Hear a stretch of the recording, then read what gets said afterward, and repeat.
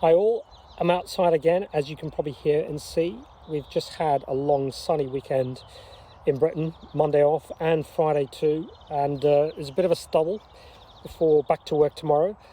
I wanted to share a little bit of research that I did in writing Love or Liberty. I wanted my characters to feel real, and so I looked at astronaut histories, and one of the ones that stood to mind was Neil Armstrong, which is probably not a surprise. But not for what you think. He obviously inspired us all by being the first to step on the moon. But did you know he has a very interesting backstory? I want to show you some notes that I took on Neil. You can see it's a bit of a scroll. Hope you don't mind. I do like to scribble. Before I do that, I'll give you a quick glimpse at Love or Liberty so you know what I'm talking about in case you're interested in picking it up. I'll move back from the camera. That's the book, and that's me, Bobby Medwan, the author. If I scroll down, you can see that he started when he was just 18 and a half in 1949. So a real youngster at the time. And he committed to something called a Holloway program. Now, after the Second World War, the US essentially demilitarized and the Korean War came along. And suddenly they had to get the military built back up again.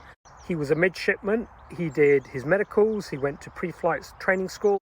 And by August 1950, he was a naval aviator. He finally qualified in June 1961 when he was almost 21, and he was fighting in the war by August of that year. Now, this is the interesting bit for Love or Liberty, because while he was on a flying mission, he was brought down in the Korean mountains behind enemy lines. So what the Koreans had done is strung wires across the mountaintops, across the valleys, and Neil's plane flew straight into it and it ripped the wings off and probably the rudder. He obviously fell out of the sky, but he scrambled to the main line of resistance, got over, got home free. Good chance he was back on his ship within a few hours, and the next day flying another sortie again. Amazing. He thought about what to do next. He thought he might want to be a pilot for TWA flying jetliners, but decided against it. Got married in January of 1956. And then the space race kicked off. The Soviets launched Sputnik in 1957, and Yuri Gagarin was already the first man in orbit by 1961. Later that year, Kennedy committed the US to getting a man on the moon and back by the end of the decade. It was only 5 months after his daughter died of cancer that he applied for a role in NASA, seeing an advertisement in the paper.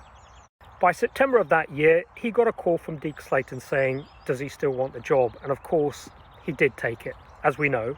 And by 1969, he was already walking on the moon. So I hope it's been helpful to see some of the research behind Love or Liberty. As you can see, I like to scroll. It gives me a little bit of freedom. It's a little bit messy, but there's some creativity in that.